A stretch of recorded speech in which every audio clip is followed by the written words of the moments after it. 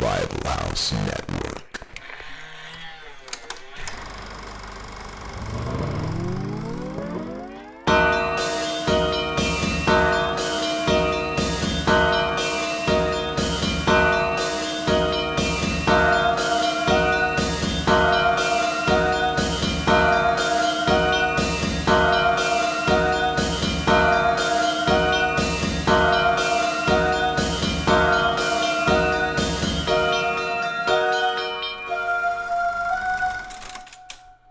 Howdy, gang. Welcome back to another episode of Cinema Enema. Zach? Cinema Enema. He's stoked. He's stoked because it's his turn. This is his episode. We're doing a flick, which we'll get to after, we talk about all the other stuff we talk about.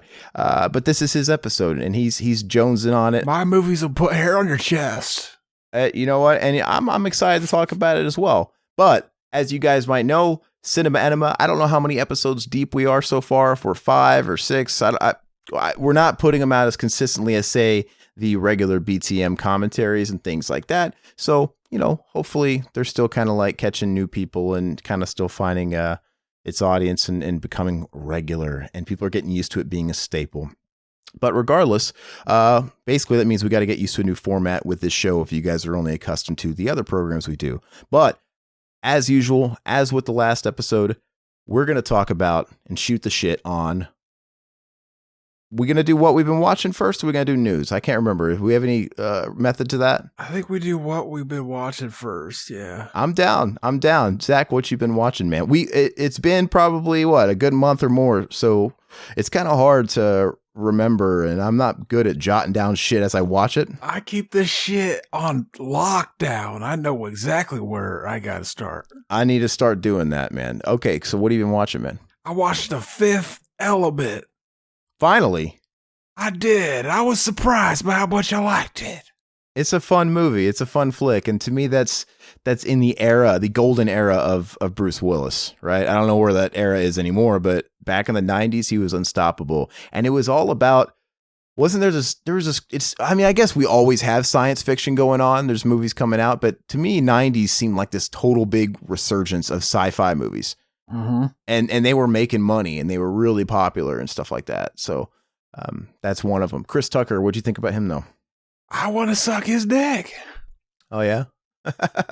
What'd you think about his, did it not kind of give you, it always reminded me, the first introduction to Bruce Willis's character and what he does and the flying car and all that stuff, it kind of gave me vibes of Heavy Metal, that one segment of Heavy Metal where you have John Candy playing the cab driver, he's got the death seat, right? Mm-hmm. It always reminded me of a similar type of thing, but I think it's a good flick, man. What else you watch? I watched Midsummer. Oh yeah, tell us about it. Which is it's a lot like the movie we're doing now, so maybe I'll save that for the last, right before we go to the news segment. Okay, all right. So I'm interested to hear about that. All I remember is when we went to Kansas City Crypticon, Zach and Riverman and we attended that, and Zach and I attended the panel that Joe Bob Briggs was hosting, and Zach stood up and he asked a question in regards to Midsummer. And I got to say, and neither of them landed. Neither of them. It was awkward as fuck. I was like, the whole time I was kind of like cupping my hand around my eyes, like, fuck, as he was saying it, because it was kind of embarrassing because it didn't really, the transition was weird. You asked one question that was, relevant to what he was talking about. I don't remember the response necessarily, and then all of a sudden you kind of transitioned into this question that had nothing to do. Oh no, it was going to be asking him the same question. You didn't see either of the movies. Okay, it just didn't seem to have a very good transition, and I felt it was very awkward. And Zach got the that classic response when somebody's not following what you're putting out there, where they kind of have to ask a question to your question.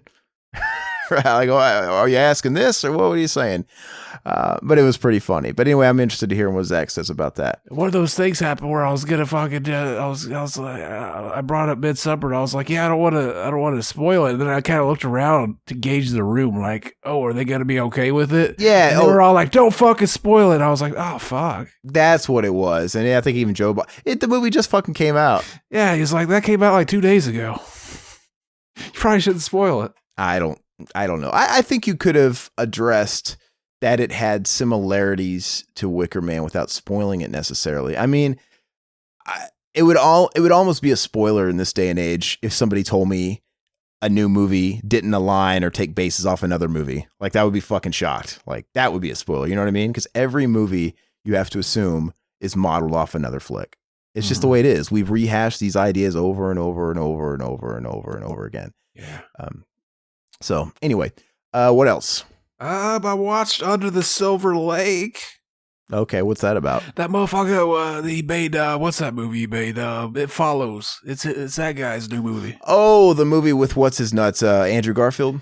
Yeah, it's like fucking, it's David Lynch light. David Lynch light. Isn't that the worst when you have a movie that's trying to be like another thing? And that's the only way you can describe it. It's like, it's like Tarantino light. Right? Yeah, I didn't hate it though. It was fucking, it was weird. You're gonna watch it and be completely confused and not know what the fuck the story was or anything, but I don't know. I watched it twice already. I didn't like It Follows, so I'm not exactly in a rush to watch his follow-up. I didn't like It Follows that much either. Yeah. But it's worth checking out. I like the porn parody It Swallows. Hell yeah. I'm just kidding. I do not. I don't even know if that exists, but I patent it if it doesn't.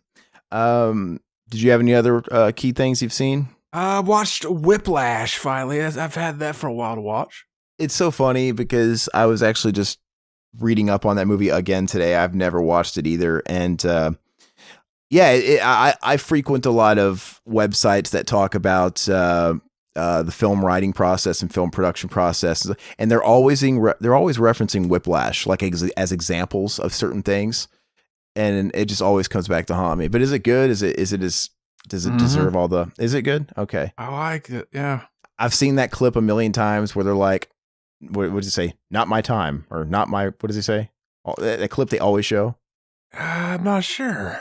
Where he keeps telling to play something over and over again, and he freaks out eventually. Not my tempo. Not my tempo. Not my tempo. That's the clip they show all the time, and yeah. So I need to watch that. Is that by chance like streaming somewhere? Nope, I've had it on my hard drive to watch. Yeah, okay. I need to check it out. I'd say if you owned it to put it on Vudu, but Vudu, I think it's just becoming less and less of a sharing thing. Mm-hmm. And I got dragged across concrete for $10 on Vudu. On Blu-ray. Oh, on Blu-ray. Does it have digital copy? Mm-hmm.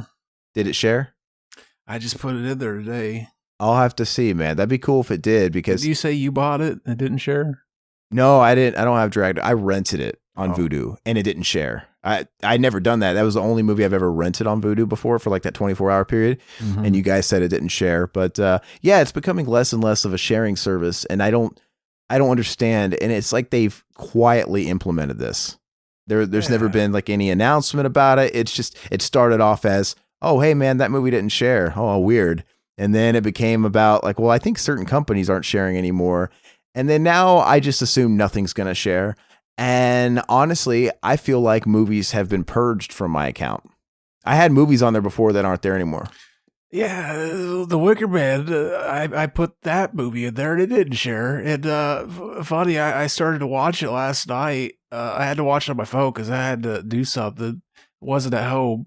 And I started watching that version first, and it was the fucking cut version. And the version I bought that came with that code was the fucking director's cut version. Yeah. So I've had my beefs with that in the past. I had bought whatever, some unnamed comedy. I bought the unrated version, the director's cut of it. And then when I went to claim my fucking digital copy, I could have swore at the time it gave me like an option. I don't know if it did, and I picked the wrong one or something. I don't know. But anyway, it gave me the theatrical version. And I remember emailing Vudu about it. I'm like, I don't understand if the unrated version is available on your format, why does it redeem the director's cut? The theatrical cut. It didn't make any sense to me. Mm-hmm. But I've noticed that's a thing because at first I thought it was my bad and they wouldn't remedy it. But now I realize, no, it's just the way it is because I've purchased other flicks in the past year that always give me the fucking director's cut. Mm-hmm. They always do. Not the director. I'm sorry, the theatrical cut. And it pisses me off. Yeah. And it's like I don't even want to watch. Sometimes it's not a big deal, but sometimes the unedited version's a big deal, right? And especially sometimes it's just shitty comedies or whatever. I mean, but who knows? Yeah, but that bugs me. That grates me. I think it's a little bit of a false advertisement. I don't know if it's in the. I think I've looked in fine print somewhere and it never says anything. And I'm like, this is bullshit because it is misleading. Because you can go to the store and you can buy both physical versions that come with, the digital copies, but they don't state which digital copy you're getting. Because I love digital, but I've kind of got one foot in each side. I'm not so old to where I'm like, fuck this new digital bullshit, but I love physical media as well. And part of the reason that still keeps bringing me to buying physical movies, especially if not the same amount as I always did, if not more, is that especially a lot of the bigger titles, if they're being put out by big distribution companies, are coming with digital copies. That's a hard sell for me. I'm like, great, I'll take it. And I kind of wish music would be the same way. How I buy music it's slow. It's declined incredibly. I used to buy a new album every other week at least, maybe with some stuff in a new, like I'm talking a brand new full priced album and maybe like some like bargain shit. I used to go to used places and find old records or old CDs and stuff. And I just clean up and I used to have fun doing that. And I don't do it anymore because the streaming is so convenient. It'd have to be a really, really special release for me to go out and pay for it. The new Tool record's coming out. I'm going to fucking stream it. Right. I mean, like, I get it's a big deal and all, but I'm going to stream it. Now, if they kind of followed the format that a lot of the movie studios and distributors are doing, and they offered like they're trying to do that with music where they're trying to give you like if you buy concert tickets now, a lot of the big artists are like, hey, you get a free copy of our album. I don't know. I appreciate it. Just do something to make your product more alluring. Video games, I've said, should do it too. Even though my video game purchasing hasn't died down, and I still always swear by physical copies of that. We've talked about that on other podcasts where, certain rights go up and then that fucking shit's lost into the void. We made a reference on our BTM commentary about the Back to the Future game. That game had been out not even 2 years and it's fucking no longer available because, Telltale Games or whoever fucking lost rights for the Back to the Future property and is gone. It's happened with Teenage Mutant Ninja Turtles. It's happened those fucking third parties and shit like that. They're tricky. So it's good to have physical copies, but I wish they would adopt the movie platform and give you digital copies as well. Because dude, these games are so fucking massive sometimes. I like physical copies. They're fucking like, as technology grows, dude, these things are growing in size, like 80 gigs, 90. It's like, what the fuck is this? I wanted to play the new God of War. I know we're going on a tangent here about games. So I'm going to get off of it here in a second. I finally got around to playing to the new God of War, which I've just started. And dude, I had to delete so much shit off my drive just to fit that. And sometimes you have to do that just to fit updates. Like I've had to go back and I had to delete more shit because it had to do an update. I'm like, this is bullshit, man. But it is nice to have sometimes. So I wish I could have both of them. And I would gladly pay a premium on a physical copy that also included a digital copy. I would. And even if they could somehow work it out to where I can't share that, they don't want people buying a physical copy and gifting the digital download. I mean, people do that with movies all the time. People pitch their fucking collector's editions online and they keep the digital code, or something, right? And they make whatever. But video games, I think, is making a lot more money these days, and their shit has a higher retail value. Whatever. If they could figure out a way to make it to where only I could use it, I'd be fine with that. But anyway, I digress. Hardcore on that. Did you have any other flicks? That movie Family, the fucking ICP movie with what the Taylor Schilling. Great. How was that? Is whatever. Oh yeah? Are you shocked? Were you surprised? I would eat Taylor Schilling's ass, though. That's funny. And Darlin', the freaking sequel to Lucky McKee's The Woman. You ever watch that movie? No. It was pretty good. I like The Woman. This movie was just in the middle. But in fairness, I thought the same thing when I saw The Woman for the first time. And then like a year or so ago, I went back and watched it. And I was like, yeah, I like that better. You know those movies that you watch and it's just like, you don't think you liked it that much, but then like a month later, you still remember it. Mm-hmm. Yeah. And then you're like, oh, maybe I should watch it again. Obviously, it did something for me because I still remember it. You could almost kind of throw in Blade Runner almost into that category. Mm-hmm. I mean, it's still missing something, but I remember it very well. I know the beats of the fucking script, and it's got something that does stick with you. And maybe it's like maybe with movies like that, it's a yearning. It's like, I want it to be better. I want to like it more. Mm-hmm. Like, it's got so much going for it. It just doesn't deliver. And I wish it was a different story, but, yeah, I don't want to interrupt you. I want you to keep, purging out all the stuff you watched before I get into mine. I watched, Falling Down. Oh yeah. Michael Douglas. You never seen that? Never saw that. Man, that's a good flick. Did you like it? Yeah, I liked it. It's a good flick. That's almost cinema enema worthy. It's a very cinema enema type of movie. Mm-hmm. But yeah, it's a good flick, man. I saw that. Do you think deep down we're all capable of taking a gun to the office? I don't want to get into that fucking topic right now, dude. I mean, obviously, we're not getting political on this podcast, but this week we've had some bad stuff go on in the news, so I'm not touching that. Oh yeah, see, that's the thing. Like, I made a joke that could be thought of as insensitive on the most recent BTM, and I did it before that shit happened. Like, you might as well just assume, like, by the time it comes out, there's going to be something else happening. Yeah, dude, it's insane. So we're not touching that on this one, but yeah, it's a good flick though. I watched Sleeping Dogs Lie. You ever see that? Nope. Bobcat Goldthwait directed it. It's like shot on video. It's like super low budget. The best thing about it is the plot. It's about a chick tells her boyfriend that one time in college she experimented and she sucked her dog's dick. Oh, interesting. That's the plot's way better than the finished movie. Actually, it wasn't terrible. It was like, I don't know, 6 at the most. Interesting. Watched The Shape of Water. Yeah, what was your thoughts on that? I liked it all right. To me, that it was all about the creature effects. It kind of made it go up a star. That's the general consensus. Like, I've literally heard nothing that is too different than what you said. Everybody kind of says, yeah, it's all right. And that the story itself's kind of thin and it's all about those special effects, and that it was, more of a political thing, that it won he got best director for it, Mm-hmm. It was just okay. Like, he's probably had better movies. I don't even think I've seen too many Del Toro flicks. I mean, I've seen Pan's Labyrinth.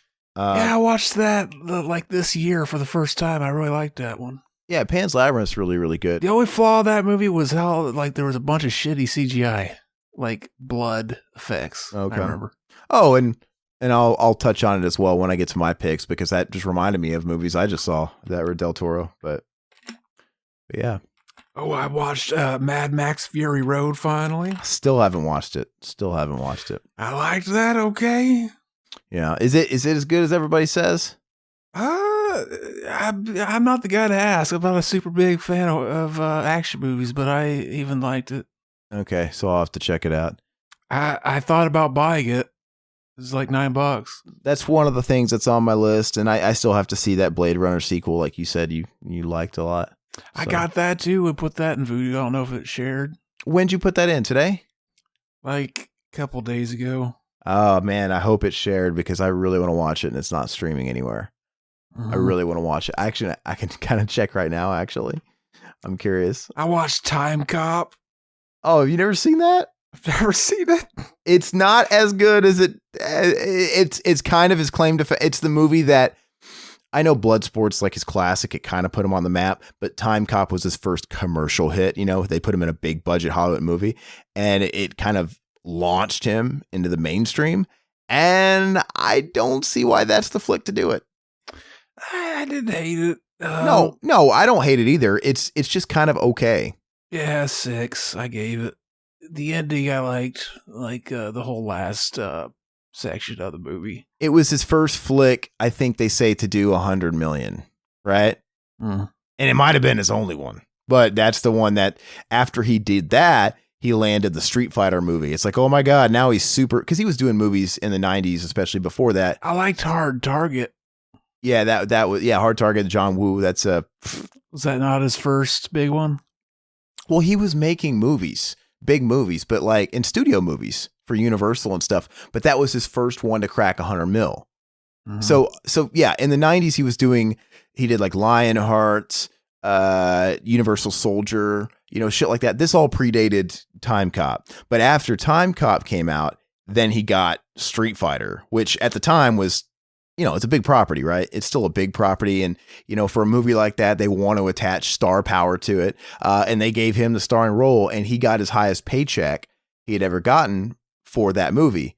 And then after that, he did fucking Sudden Death, which was the Die Hard ripoff, Die Hard in an ice hockey rink with Powers Booth. It really is just Die Hard in an ice hockey rink. And that movie didn't deliver, and fucking he kind of started going downhill. But I'm saying he had his moment, and that was kind of his commercial peak right there. But yeah, I think he had way better movies leading up to it, but that's just me. And the last one I got, Snake Eyes. I watched that, and I liked it. I hear people just say that's okay. Like, oh yeah, I liked it though. I like fucking crazy Nick Cage. I've seen Snake Eyes with Gary Sinise, man.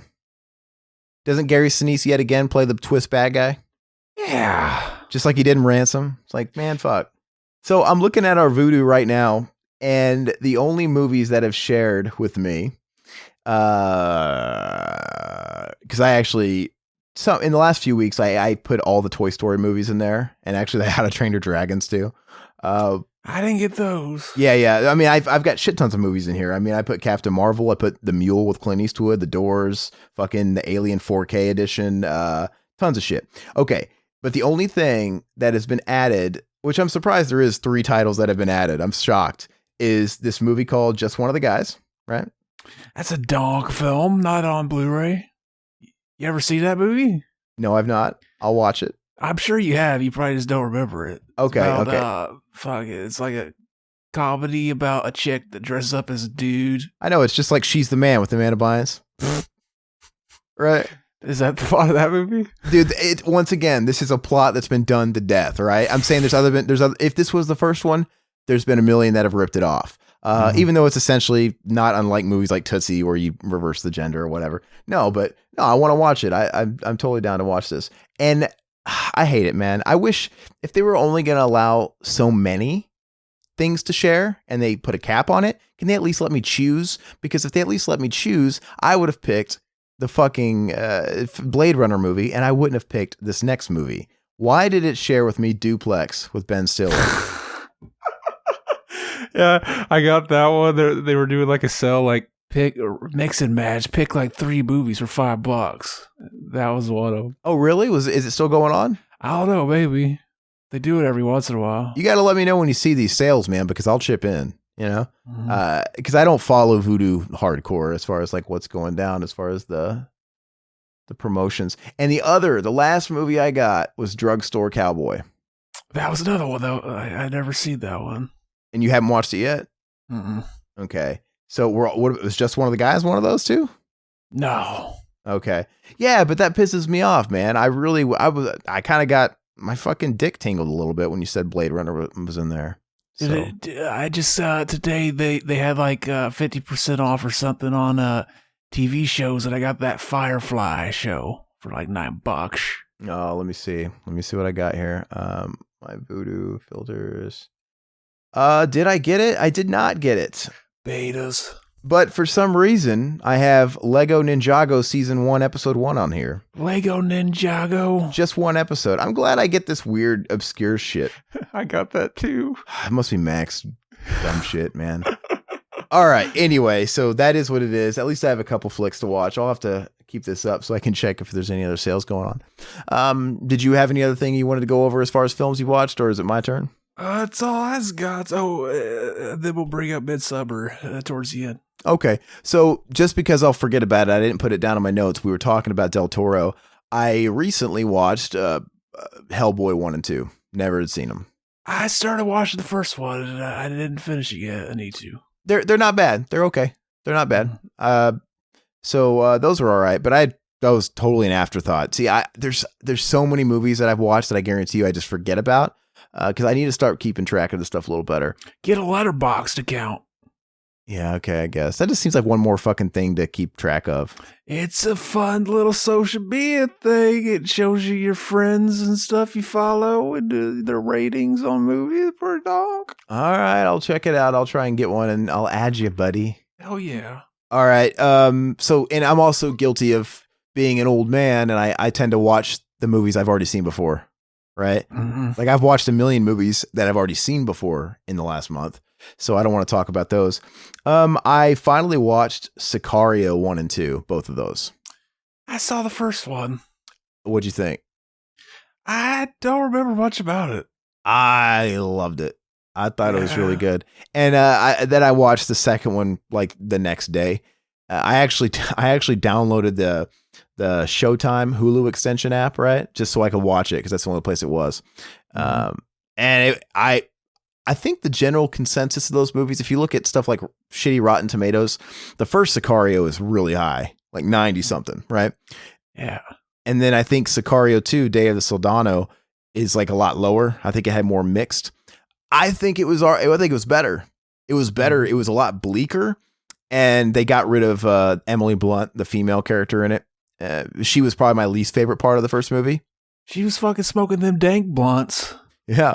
Well, and instead they moved over what's his fucking face? Josh, what's his fucking face, man? Amityville's son. What's his name? Why I'm terrible. Amityville's son. Yeah, dude. What's his fucking name? Thanos. What's his name? Josh what? Brolin? Yeah, Josh Brolin. He's James Brolin's son, dude, from Amityville. Oh, okay. Yeah. So they kind of take Josh Brolin and Benicio del Toro's character and make them the central focus, which is great. Right? Whereas Emily Blunt was kind of the central and they were like the main support in the first one. But it's a lot bleaker. There's some pretty cool violence in it. And it's good. I think you should watch it. I mean, if you don't remember the first one, that's kind of weird, but just check out the second one. I think it was really good. I remember like after watching the first one, I was like, man, I feel like I wasn't in the right mood for that. Yeah, it's when I remember when I saw the movie being advertised, Sicario, you have no idea what it is. Mm-hmm. I don't speak Spanish. I guess Sicario is like a fucking Latin term for a hitman, right? You come to learn these things. But yeah, I have no idea what it's about. And I kind of got an idea when I first watched it. I'm like, okay, it's going to be something to do with like cartel and the border. Okay. But it goes deep. And the second one's a different story. And I think, like I said, I think it goes into darker territory. And I think it's better. So I actually want to. It runs deep like my dick. Well, I bought, I think I bought the first one on Blu-ray and I put that in the box. I don't know if that's in your Voodoo. Did you watch it? Is it my copy you watched? It might be on there. So I think I remember. I bought that on sale for like $5, the Blu-ray. I'm like, oh, sweet. But I liked it so much that I would love to buy part 2 of the 4K. I'd even buy the first one on 4K if I can get a deal on it. I saw Once Upon a Time in Hollywood. Hell yeah. You didn't catch that yet? Nope. All right. So I really, really, really enjoyed it. And, it's got the typical Tarantino naysayers out there. Like, it's too long. It's boring. I'm like, have you guys never fucking seen a Tarantino movie? They talk too much. That's every Tarantino follows similar beats, right? It's like a bolero. The first 2 acts, man, it's a lot of dialogue. And sometimes it doesn't feel like the story's really moving. It's more or less a day in the life of a character or two doing random shit. And it all builds up to an explosive third act where everything just sort of just goes fucking bananas with everybody, right? This movie's no different. So I knew what to expect with a Tarantino flick. I really enjoyed it. Luckily, and he knows he does it. He talks about it all the time. He's like, yeah, I know my fucking movies are wordy. He's really good at dialogue. And so he's obviously proud of that dialogue. And so he just keeps making his movies like that. And they are. This movie, Hateful Eight wasn't very good, right? The last one. I'm tempted to watch the Netflix one. I didn't hate Hateful Eight. I didn't hate it either, but I'm tempted to watch the Netflix one that they broke it into a series, right? Like 8 hours, like the whole thing. Mm-hmm. Okay, so maybe since it was like originally a stage play type thing in design, maybe it would work better as a series. So I'm really tempted to watch it. No, the performances in Hateful Eight were great. It just, I don't know. It was his slowest and least exciting one for me, and it had the worst and it had his weakest third act. I think it just everything about it, but the characters and the actors were good. Anyway, this one had a great pace. It was fucking damn near 3 hours, just like Django and just like Inglourious Bastards. But just like Django, because I thought Django, for as long as it is, the pace is great. Like it doesn't feel, it's a good time. It's like you're having fun the whole time, and it goes by really quickly, in my opinion. This movie is similar. I actually really, really, really love Inglourious Bastards, but I think that one's a bit slower. Still never seen that one. You never seen it? That's really good. It's a cool flick. But yeah, I don't want to talk too much about it because I don't want to give too many spoilers, especially if you haven't seen it. But it's really good. It's a lot of fun. And what he did with the story was really, really, really cool. And for me, unexpected. And then after you watch the movie, everything about it kind of makes sense. Like, oh, of course, that's why this is this and that's this. But it was a really cool turnout. And Leo's always great in his flicks. Brad Pitt might even steal the show over Leo, because they're definitely co-billing on this. Leo peaked with the Critters tree. Yeah, and I will second. I think it was Growing Pains. But no, that was really good. And from there, gosh, like I said, I'm going to have a hard time remembering everything. I mentioned it elsewhere, maybe on one of our other podcasts, but I attempted yet again to get through Chud. And once again, I could not. Hell yeah. It's not a fun movie. I don't think I got any further. It's one of those things where it's like there's always a big gap of time in between the last time I attempted. So I'm like, okay, I might as well start it over. And I never fucking get past the point that I always fall asleep at or whatever. So I think it's not a movie I enjoy to where I want to watch it in installments night after night, because that's what it would take for me to be able to continue off from my last stopping point. Were you trying to watch the Joe Bob version? No, I wasn't. I was watching another version. I don't remember. But anyway, so since I have to allow some time in between my attempts to watch it, I started over, and maybe what I got to do going forward is when I do watch it, knowing I'm probably not going to try again for another 2 years, I need to make like fucking log notes of what happened and like where I left off, because I can't finish it, man. When you finally do, you're going to be like, man, nothing happened to that movie. I should have just fucking and it started from sucks. the middle. We had the Home Alone. It wasn't even a reunion because it was pre-Home Alone, but you got Daniel Stern and John Hurt in it and stuff like that. It's like, I want to like it, but alas, I do not. What else? Speaking of Joe Bob, I did watch, Zach hooked me up with Blu-rays, ripped versions online that whoever had made it took out the TV versions of the movies and put in the unedited versions of the flicks with the Joe Bob segments retained. I only watched one, and that was Maximum Overdrive. And I noticed the movie the frame rate was like dipped like half. Yeah, the guy fucked it up. But and you're telling me that's not every flick? No, the ones I've seen. Okay, so the Joe Bob, of course, looks like it was taped off TV. It's kind of rough, but it is what you expect, especially when you're watching on a big screen TV. But I can deal with it. It was fluid, though. But yeah, the movies came in. It felt like I was watching cutscenes from a Sega CD game.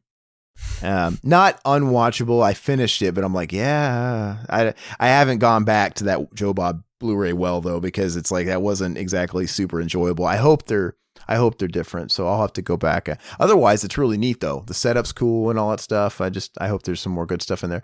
But no, speaking else of Joe Bob, I'm trying to catch up on The Last Drive-In, and I watched one of the Dinners of Death. Which one did I watch? Fuck, I can't even remember. Oh, I watched A Blood Rage. Just because I wanted to watch something I hadn't seen. It's like I'd seen the other Dinners of Death movies, so it's like I'm going to go to the ones that is at least going to be new to me. And I've heard Joe Bob talk about fucking Texas Chainsaw a million times, and I've seen Texas Chainsaw recently a million times. I'm not exactly in a hurry to watch that one. I didn't. Okay, so the first first 45 minutes of Blood Rage, I could have told you that I didn't think it was that bad. Mm-hmm. Then it went on too long. And it's not a movie that's terribly long. It's just too long for what it is. I feel like just like the last 45 minutes just kind of shits it's like, all right, man, it's plodding along. Is this thing going to wrap up? We all know where it's going. Can we just get there? But it had its charm, and it wasn't it was kind of, I when I watch a movie like Blood Rage, I expect to fucking hate it. Like, I'm just going to go in there with no expectations. It's going to be a shitty slasher, because the slasher genre is such a fragile genre to me. I just think most of them are not good. Mm-hmm. And, I don't like stuff like Prowler and shit. Like, but it wasn't as bad as all that. He did a lot of questionable shit in that movie, man. I don't remember the names. Like, what were the names? Tommy and I don't fucking remember the good one or the bad one, whatever. But he was able to convince everybody his evil twin brother did it just by fucking switching positions with him. And he wasn't even switching his hair or his clothes or anything. The kid was still covered in blood. No, and even down to the mom. Like, you don't know the fucking kid you've been with every day for I don't know fucking how many years. You really thought, clearly, look. You shot the one that was dressed in the same outfit you just had Thanksgiving dinner with, for fuck's sake. For fuck's sake. And the little shit didn't just come out and say, I didn't do that. That was my brother that did that. Like, what a little bitch.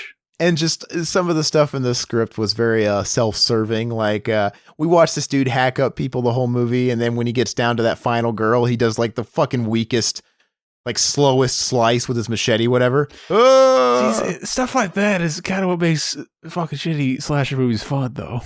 Yeah. But like I said, I don't regret watching it. I'm glad I did. And Joe Bob's commentary I wouldn't have liked it as much without Joe Bob's commentary. And that's why his commentaries are so great, because they, like I said, they made me appreciate piles of shit that I might not normally appreciate at all. But no, and then I started the Phantasm Marathon. Hell yeah. And so I didn't realize it didn't include part 2, but it makes total sense why part 2 is not there on Shudder. Makes sense. Part 2 is on the disc I gave you, though, I think. Yeah, and it isn't part 2 more or less a bigger budget remake of the first one? I mean, come on. Not really. Okay, so like the 2 is all road movie. Okay, so the first one, that's another movie, man. I've seen the first one before. And the last time I watched it was with Riverman when we were in high school, like 2003 or something. And I just always thought it was boring.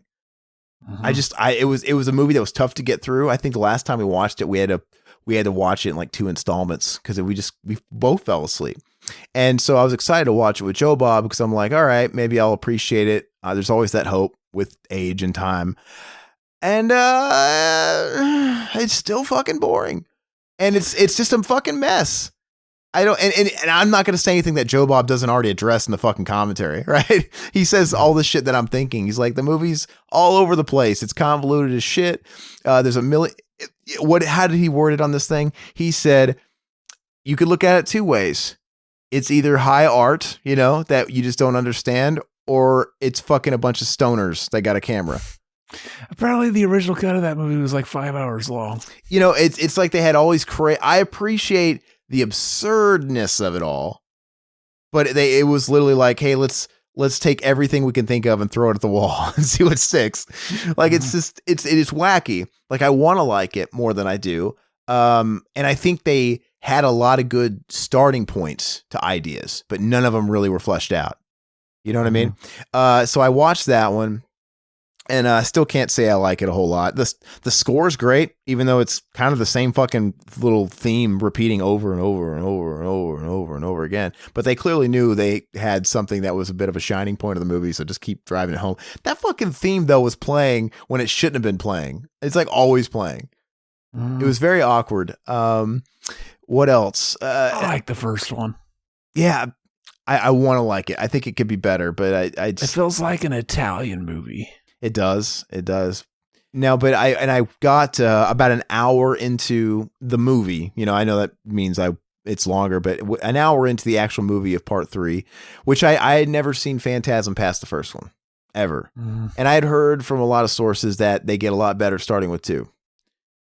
But I guess it depends on who you ask. And so it's kind of weird that I'm watching 3 without seeing 2. But I know that's probably, you said it's on the Joe Bob stuff. I don't feel like digging that out. I'll just kind of watch the marathon. I don't think I'm going to fucking lose a whole bunch of context if I watch them out of order. I really don't. I'm watching 3 already, an hour into it. Yeah, that's how we did it as kids anyway. And they recap it a la Jason. Mm-hmm. They recapped the second one anyway. I'm like, all right, well, do I even feel like I want to watch the second one now? They even recapped the quote unquote really cool Angus Scrimm kill. Like what? They just fucking blew the money shot in the first 5 minutes of the fucking third one. So, and I just got tired and had to go to bed. But I'll finish that tonight. And I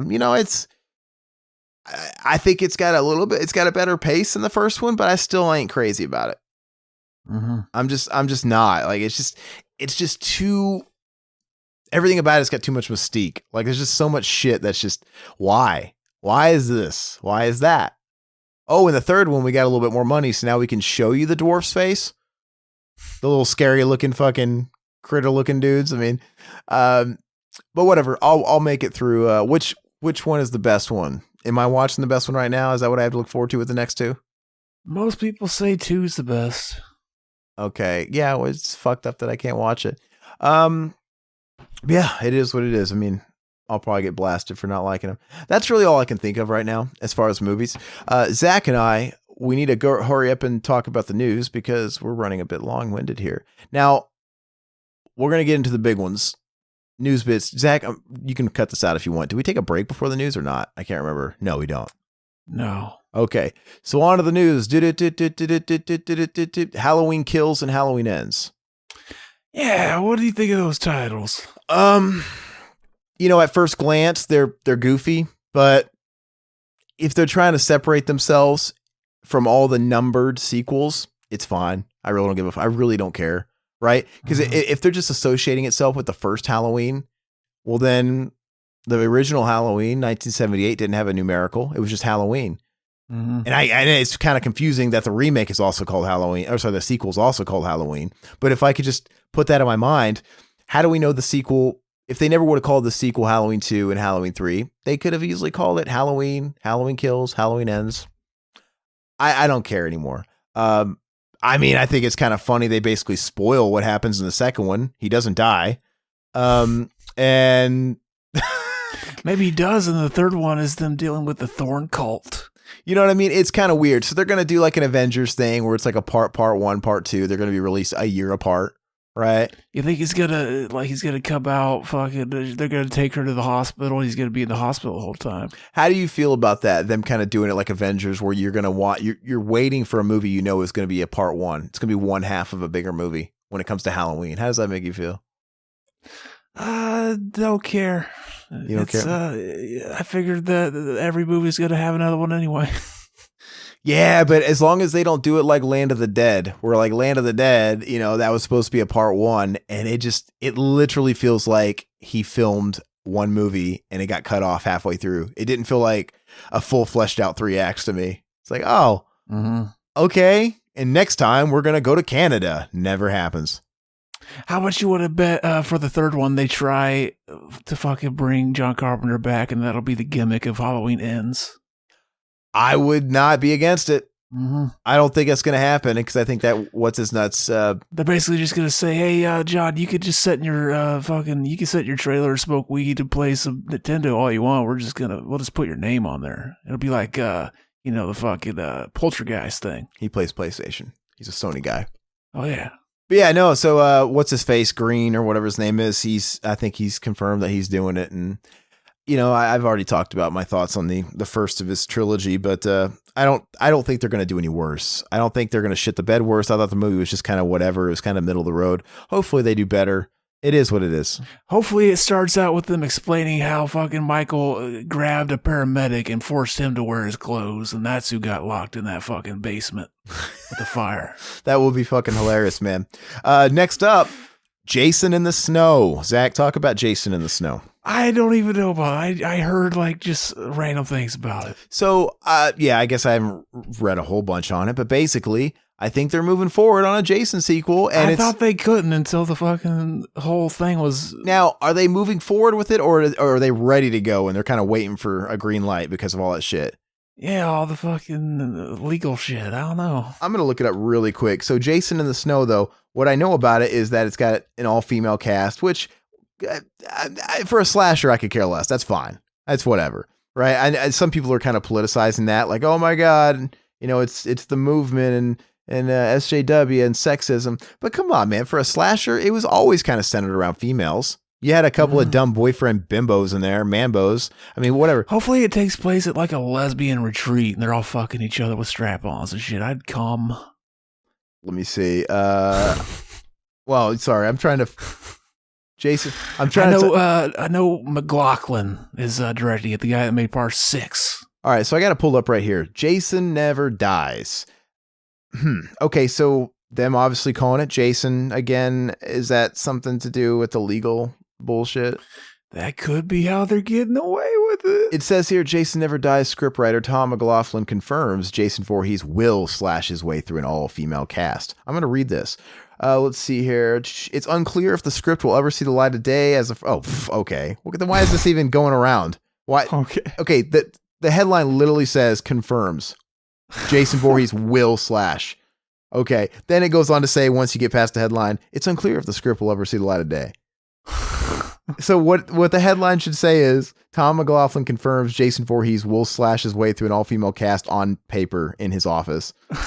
Okay. In his fanfic. Look, yeah, in his fanfic. It's unclear if the script will ever see the light of day as the Friday the 13th franchise is currently in the middle of an ongoing litigation between series creator Sean S. Cunningham Horror Inc. and Friday the 13th screenwriter Victor Miller. Let's see here. Nevertheless, McLaughlin has penned a script and provided details about what it will entail in an interview with Bloody Disgusting. McLaughlin confirmed the script sees Jason facing down a female cast. Okay, so yeah, this is fanfic. Why is this making the rounds so much? And you know what? Shame on me for even fucking addressing this without reading it too hardcore. As soon as I saw the headline, I was like, yeah, that sounds nice, but it probably won't happen because the whole legal thing. They were talking about this 10 years ago. Mm-hmm. He really wants to do this Jason in the Snow idea. He's hell-bent on it. Originally, that was going to be like the sequel to the remake. It was Jason in the Snow. It was going to be found footage or something. Oh, yeah, I remember that. That's terrible. Well, anyway, I'm not going to waste any more time on that fucking bullshit then. Bunch of fanfic. Little tidbit I read today, Zach. Did you read about that little article going around about that French Blu-ray steelbook going around to the first Friday movie? No. Okay, so it's really funny. So it's making headlines today, and it's just one of those little fun headlines. But yeah, there's a French release of the original Friday the 13th on steelbook. I thought you meant Smokey and his fucking boy Ice Cube. I was like, no, listen, and it's official release and everything, but everybody's talking about the cover because the cover depicts the silhouette of Jason. Oh, that's right. Is it where he's holding a chain or something? He's holding a chain for some reason. I mean, we all remember. What? We all remember that part of the first movie where Jason killed people with a chain, and he was even in the fucking movie. I didn't realize that was a French thing. I thought that was like a new repress or something that was in Walmart. Well, what's funny is I read Bloody Disgusting, I think is who reported it being a French release, but then it was going around on social media, and somebody had said, "Oh, I have it," but they could have imported it because they were a collector. I don't know. But yeah, it's just one of those fucking weird ass. The art is otherwise cool, but the fact that it makes no sense, and it's clearly them saying, we can't sell this movie without Jason on it. You know? It's probably just whoever drew it didn't even bother to research it. Yeah, that's Jason, right? Jason's in those. It's just, no, I'm pretty sure he had strict orders. That tells you that movie is not for collectors. It's just for the casual person. Like, we want the casual person that knows. Yeah, we're okay lying to them. Yeah, so the fuck? No, it is really fucked up. Other little news bit, man. Did you watch that Banana Splits trailer? I did. Yeah, what'd you think? I want to see it. Hopefully it's fun at least. Yeah, no, it's an interesting idea, an interesting concept. That's one of the rare instances these days. You know, I always complain about all we're doing is remakes of old existing properties and sequels. This is the exception because this is very, very interesting. It's like if somebody made a slasher movie based on Mr. Rogers. Yeah, right. Dog. I mean, it's weird, right? And I guess who's behind it? Who owns the rights to Banana Splits that is cool with that? Like, let's turn this kids thing into this adult thing. It was Hanna-Barbera, so whoever did, like, who got all the, are they still around? I don't know, but clearly nobody has any plans or ambitions of reviving or doing anything with the Banana Splits IP. So they're like, yeah, make a horror movie. Let's do something with it. Other little news bit that I could give two shits about is Tom Savini has a biography coming out in November. Yeah, if you listen to the show for a while, you know they're past with the Savini. Yeah, so, and that's all I'm going to say about that. The last news bit I want to talk about Did you see that blurb on the Mortal Kombat reboot? Nope. Okay, so I think it was the screenwriter. There's a director attached. There's a screenwriter wrote the script. Everything's ready to go. I think it even has a release date. James Wan producing. And I got a little bit of a cringe when I was reading the screenwriter, I think it was. He was comparing the Mortal Kombat reboot to Deadpool. And I'm pretty sure the powers that be that want to make $1, they're like, oh, look, that you guys want to make it R? Well, there's give and take. Look, Deadpool is a big hit. It proved that R movies can make money. So got to make it like Deadpool, make it funny. And that's the way he was describing it. He was describing it as like, it's going to be over the top, just like the video game. It's going to be super violent. It's even going to be kind of funny. We're going to try, like Deadpool vibe. I'm like, no, you're losing me. You're losing me. I do agree that it should go one extreme or the other. Like, don't be watered down. If you're going to be, if you have to go over the top, go full blast over the top. But like, I don't think it should be exactly like the video game. Mm-hmm. It should fit the confines of a movie. Mm-hmm. Like, I love the Paul W.S. Anderson one. I do. I thought it was fun. Now, I wish that one could have had some violence in it. But other than that, I like the serious nature of it.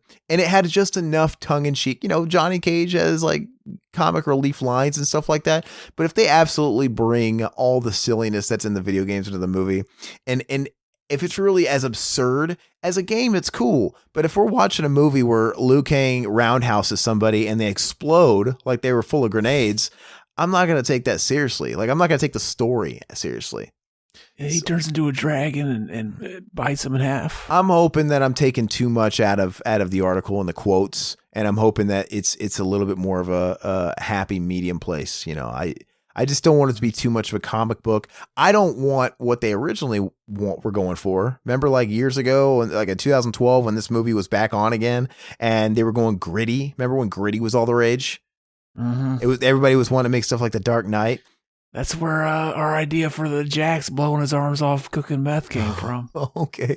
So Dark Knight was all the rage, and everybody was like, hey, make us that Dark Knight money. And so they hired a guy to write the fucking realistic, down-to-earth fucking Mortal Kombat. And it was like shit like that. Like Reptile's really some guy with body mods, and he's in a meth lab. No, it was really fucked up. Like, what the fuck is this? Yeah, that was a big thing for a while. And that was a terrible idea. And now Deadpool made money. It proved R-rated could make money. And it's like, oh, well, let's make it just like Deadpool. Like, we don't need to go that far fucking right either. Like, there's somewhere we can live in the middle here. And I basically think that's the original movie with an R rating. That's fine. That's good. But whatever. That's me. Did you have any things you want to? I think we need to get into the flick because we've been jabbering for a while. Well, I was just gonna mention bits. I'll just go ahead and say, like, yeah, I don't want to fucking spoil it and everything. So I'll just say, like, I love that movie. I gave it a 9 out of 10. You go watch it.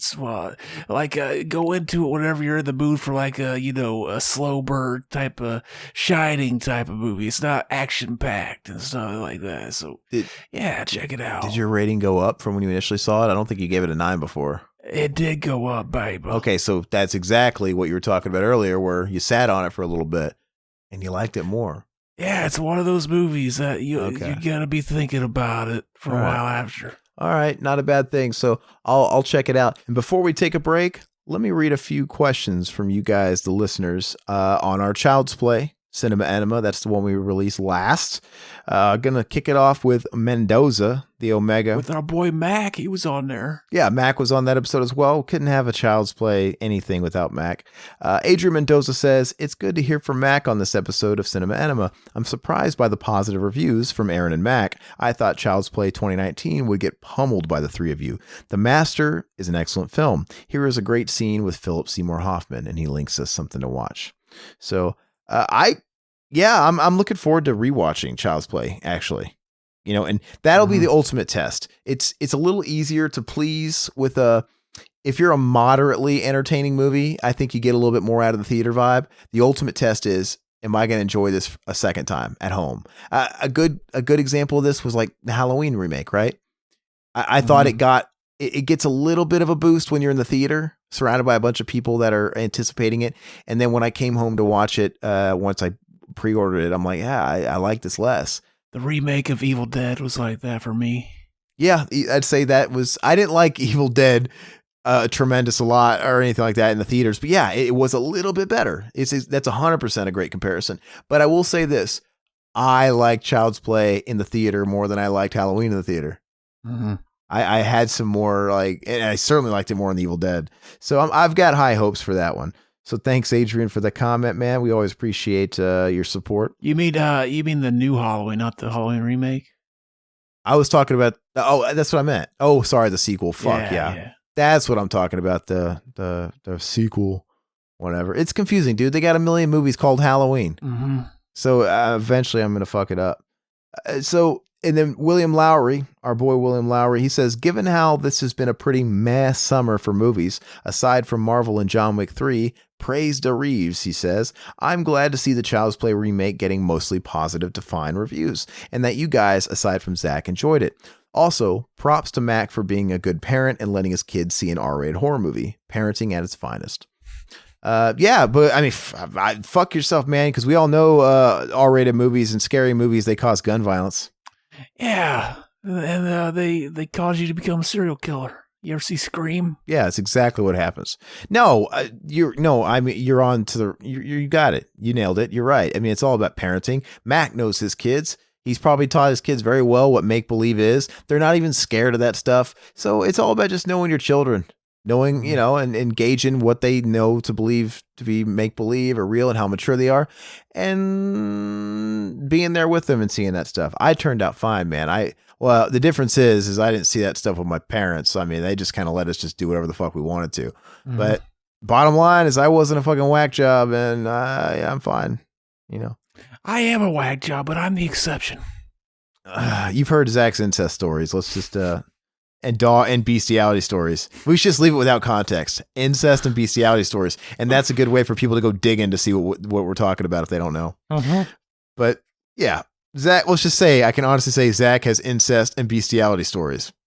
Go dig.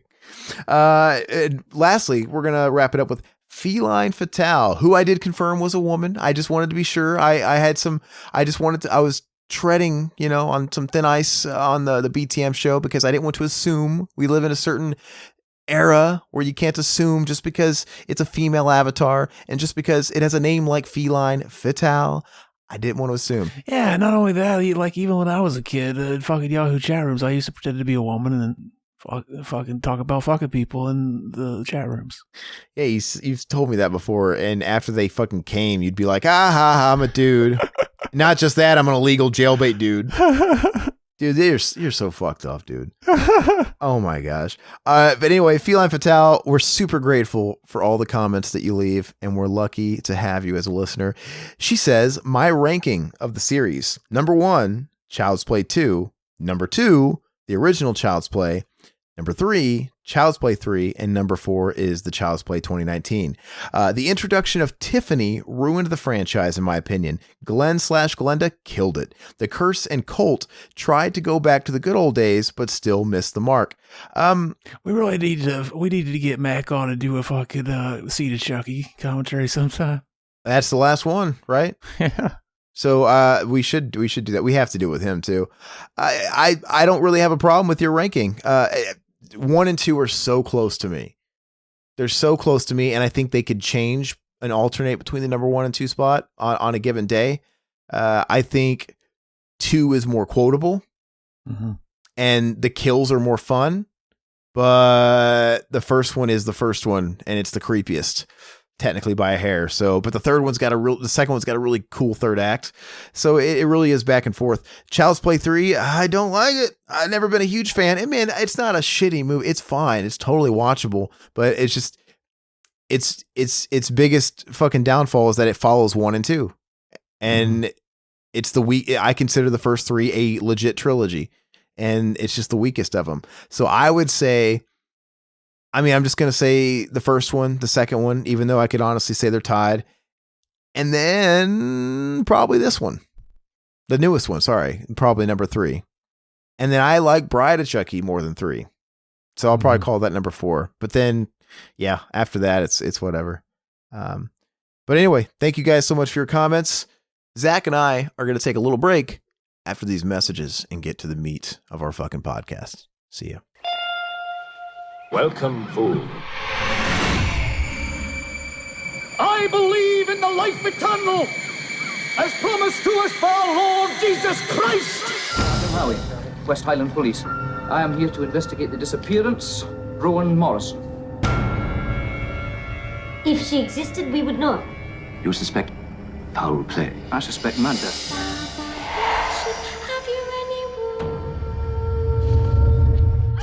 Sergeant, if I were you, I would go back to the mainland. You wouldn't want to be around here on Lady. Hail the Queen of the May!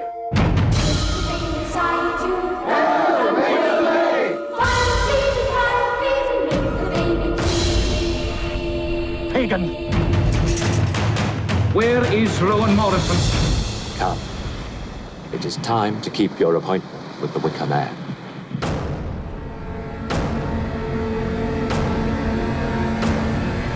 Oh, Jesus Christ! You'll simply never understand the true nature of sacrifice. All right, and we're back, and we're going to talk about the film of the hour. This is Zach's pick, Wicker Man. Zach, it's your movie, man. Tell us, intro this shit. Yeah, this movie is fucking amazing. It's got Nicolas Cage in it, and he's a cop. No, we didn't do that movie. That movie is stupid. No, did you watch that movie, by the way, the remake? I saw the remake before I saw this one. Okay. Oh, so that sucks because the ending didn't shock you in that case. So I think I should actually give my opinions of it, right? First. Let me go ahead and give the plot. Okay, so give the plot. A cop shows up to this little community on an island. And how does that work? Do they not have private investigators? They just hire a cop? He's not a cop from the community either. He comes from like somewhere else. So I'm assuming it's like a small community that's part of another fucking country or something. And so he comes there and he's looking for this missing girl, and the fucking townspeople are fucking just weird. And they're fucking kind of giving him the runaround. It seems like they don't want this girl. A lot of them are telling him that like, oh yeah, that girl doesn't even exist. And just weird shit comes out of there, and that's basically the plot, babe. So a private eye would have made a lot more sense, but if he was a private dick, then he couldn't have walked around that island flinging his dick all around, threatening to take everybody to the mainland and lock him up, right? Maybe, maybe it's a different country. Maybe it's just weird for us. I don't know. Well, they had I think it was, didn't they have Scottish accents? Yeah. Yeah, so maybe Scotland Yard, all that stuff. I don't remember where his precinct was. I don't remember. But I gotta say, man, after I saw the fucking remake with Nick Cage in the theaters, all right, and after watching this one for the first time, I actually finished it today. They really, really, really, really took all the cool shit out of that remake.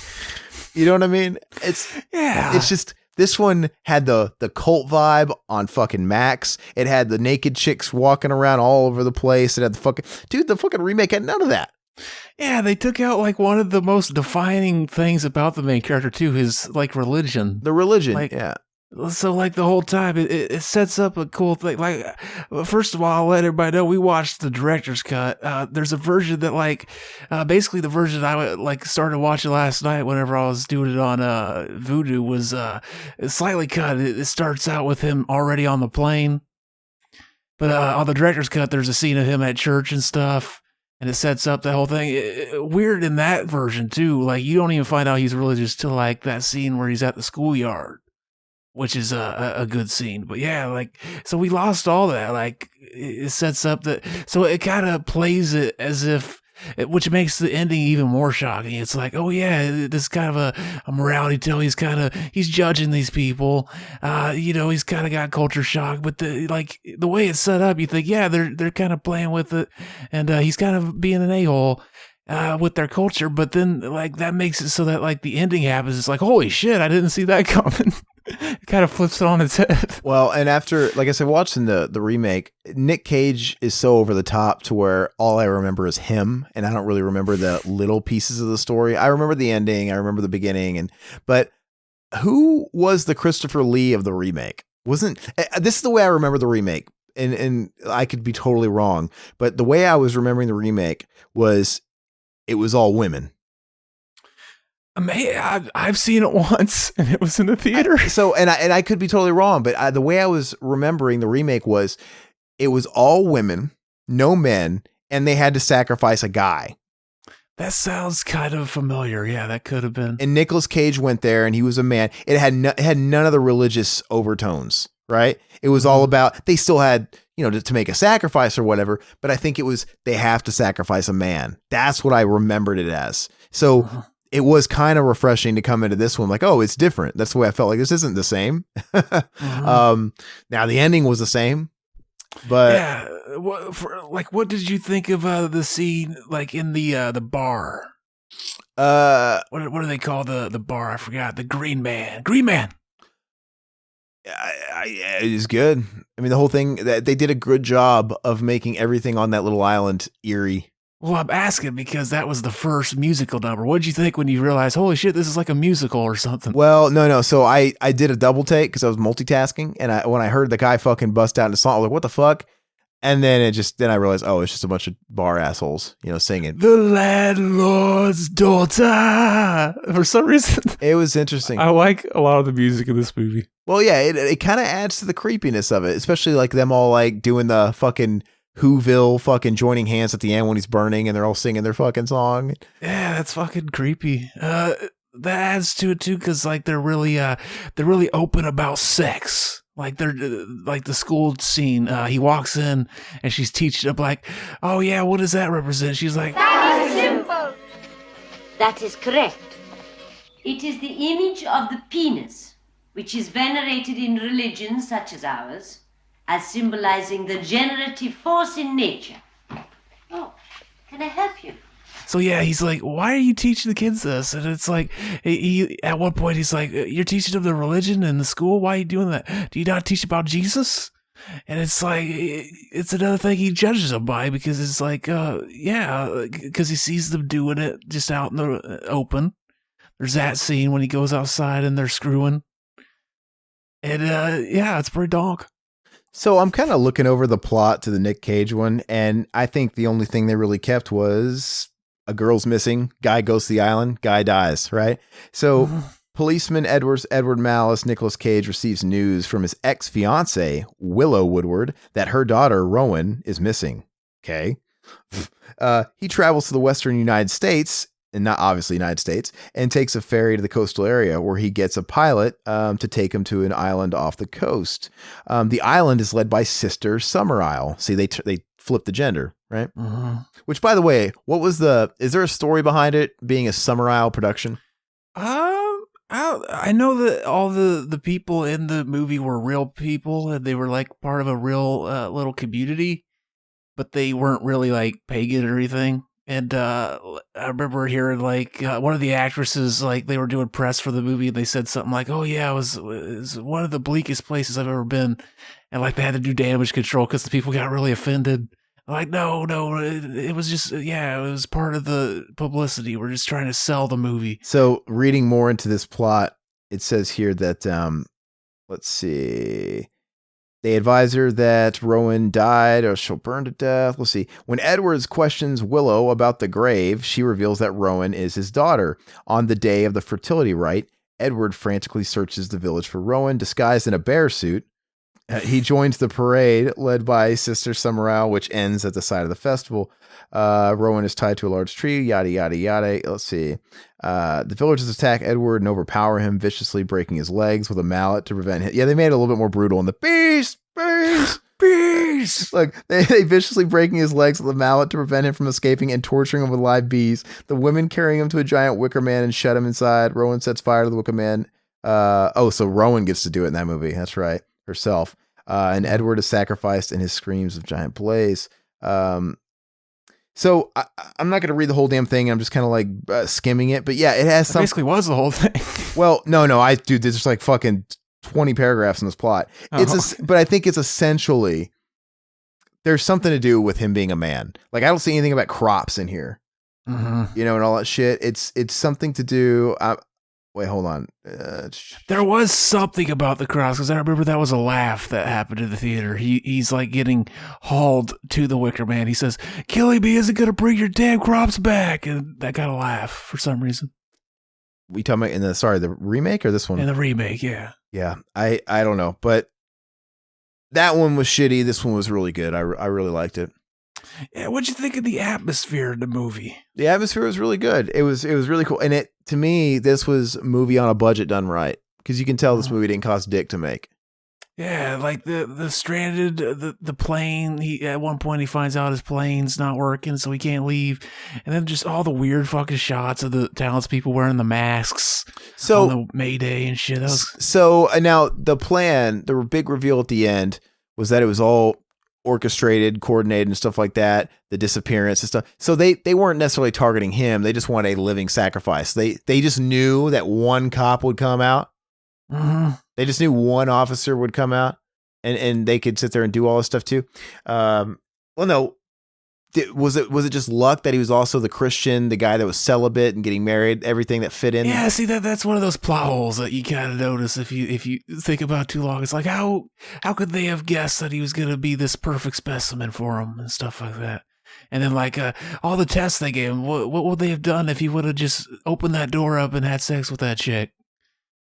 You know what I mean? Yeah. Well, yeah. What was the point of that? Oh, they wanted that was a test, right? Yeah, to make sure he was pure. Yeah. That chick she was hot. Yeah, that was the chick, I guess, that said, "Oh yeah, it's a really bleak place." And they got really offended by it. So and during that whole the end had way more suspense than the fucking remake. I really liked it because it was real slow. Like, you know, they basically exposed their plan pretty early, and it feels like it goes on 15 more minutes of him talking, him sort of giving his own fucking eulogy, and then them slowly taking him up to the Wicker Man, and even him saying prayers within the Wicker Man. It was all very tense, and I thought it was done really well. And before they actually dragged him up there, when he was, you know, on his soapbox or whatever, a part of me was thinking, and that's because I knew the ending of the movie. Maybe he really thought he could plead with them. But me knowing the end of the movie, I was thinking, oh God, I wish he would just jump off the fucking rocks, jump off the cliff. Because if you're going to die anyway, just fuck up their shit, you know? But a character like that probably, you know, didn't believe in suicide if he was that of an old school Christian, right? So... See, I wish you didn't see the remake because, like, I think this movie does a good job of just being like keeping you like, what the fuck, like the part in the school where they're like, he asked the kids, the animals, the beetle in the fucking desk, and they were lying, and they all answer at the same time. Like he asked the kids, like, do you know this girl? And they all tell him no, and then like he finds out they're lying, and it's like, why are they lying? And then the scene like later, wherever he digs up the grave. And then there's a fucking rabbit in it. And it's like, there's such weird shit like that. That I was wondering, like, what you were thinking was happening. Yeah, I didn't really get why was there a rabbit in the grave?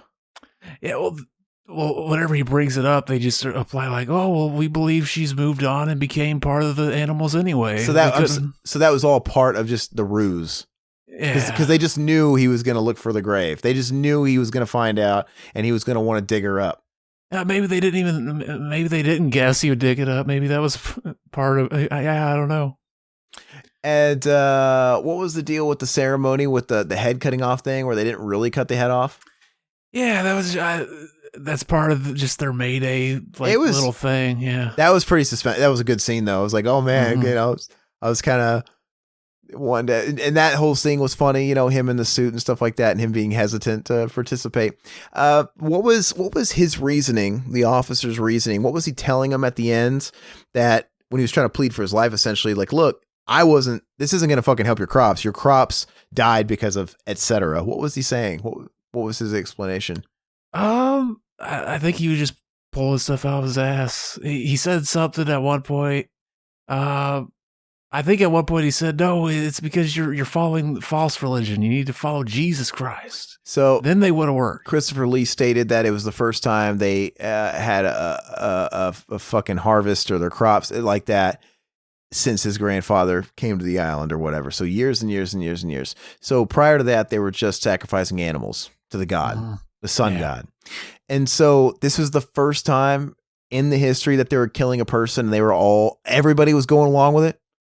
Everybody was. Like, if it was a normal thing that most of these people were born into, I could understand it. But it really blew me away that they were all so brainwashed that, like, if we grew up on an island and we were accustomed to sacrifice, I mean, that's still pretty archaic, but if we were accustomed to sacrificing animals to some god, I would still think it's weird that all of a sudden, decades later, like, yeah, we're going to kill a person this time. Not only that, we're going to fucking manipulate the shit out of them. It's going to be very calculated. We're going to play a game with them. Hell yeah. It's going to be like Billy the Puppet.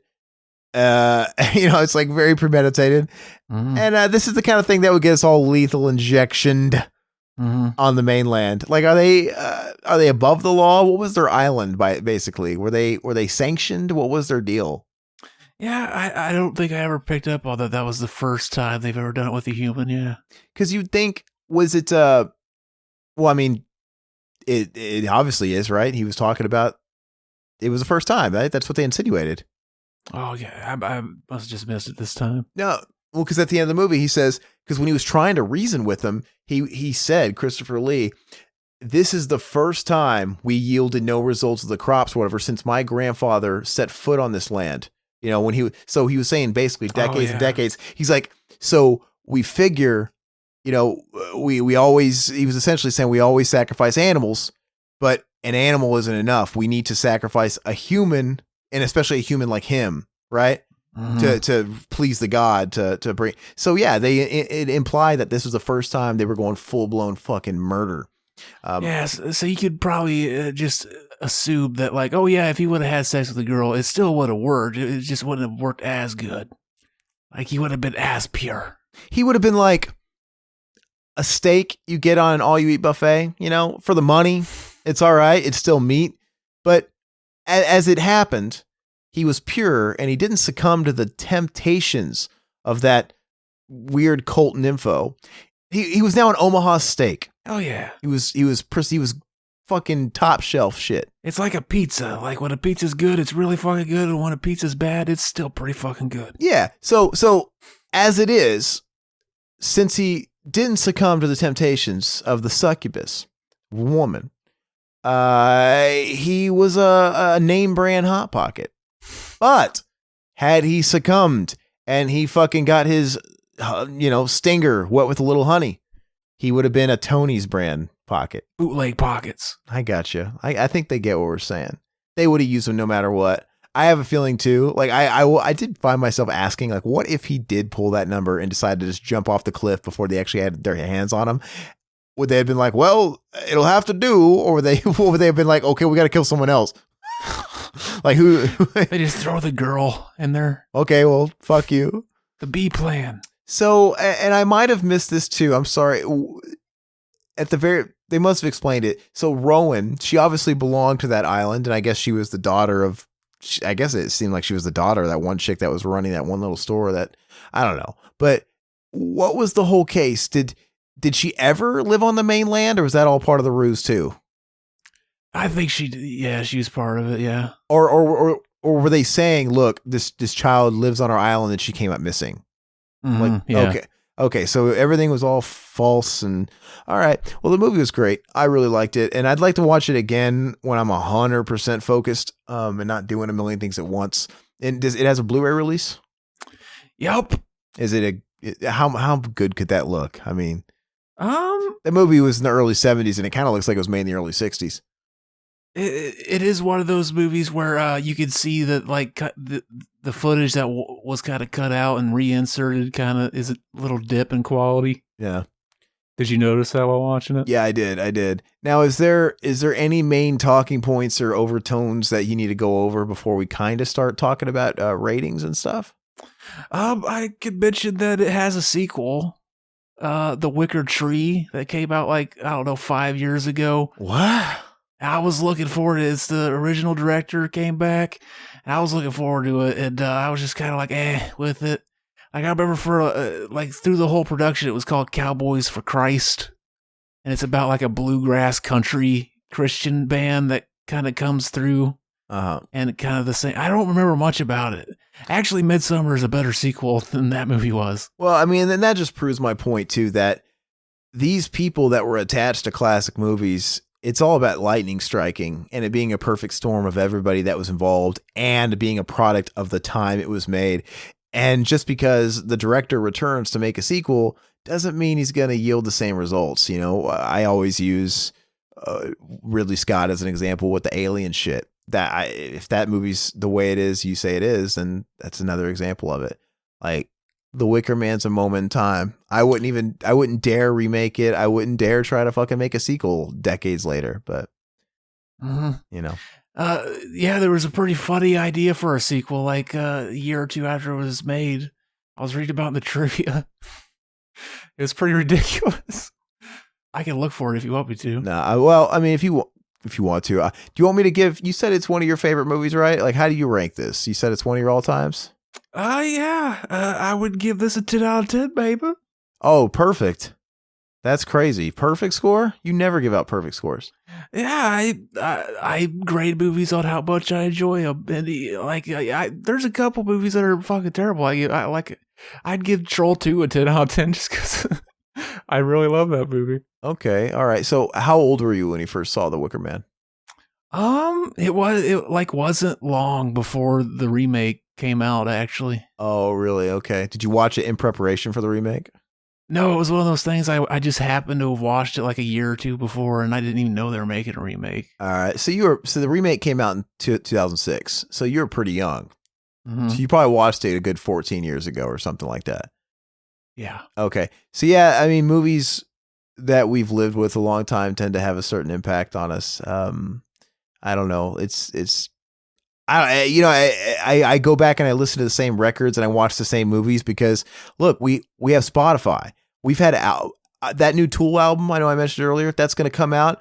And you know what? I'm probably going to listen to it for a couple of days and I'll get sidetracked by all the influx of shit I have on streaming, on Spotify and shit. And I won't bond with it. Back in the day when I was a kid, I used to just get a CD. I'd pick a CD to bring with me on my walk to school and my Walkman. And that was the CD I bonded with, the same fucking 10 to 13 tracks or whatever. And I usually wore that shit out week after week. Movies were kind of the same way too, man. You bought a movie or whatever, we wore those tapes out.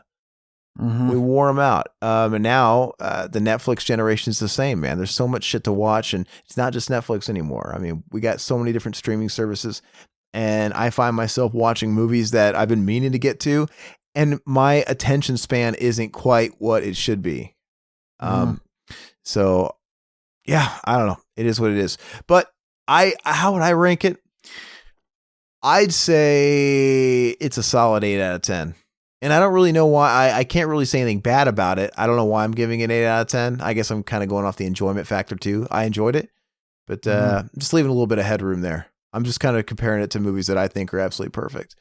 But it was really good. I would like to own it. Yeah, I rarely ever give a movie a 10 out of 10 with one watch. It's usually after years, and then I go back and watch it.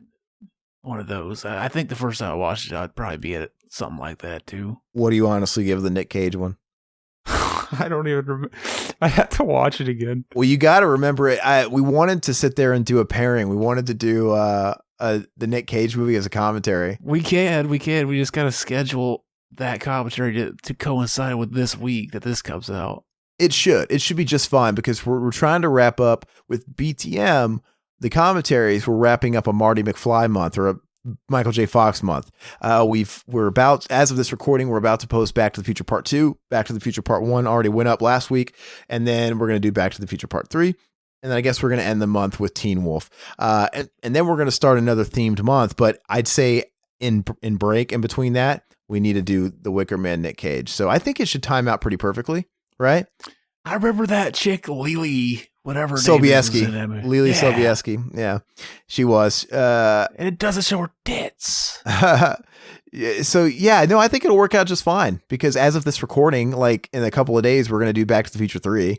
Right. Mm-hmm. And then we just got to do Teen Wolf. So I think it'll all line up. So hopefully if everything's right, even if they're a week apart, I'd like them to be on the same week, but even if they're a week apart, whatever, we'll be doing that Nicolas Cage heap of shit. So, okay, I found this. I could say in 1989, screenwriter Anthony Schaefer wrote a 30-page script treatment titled "The Loathsome Lambton Worm," a direct sequel to this movie for producer Lance W. Reynolds.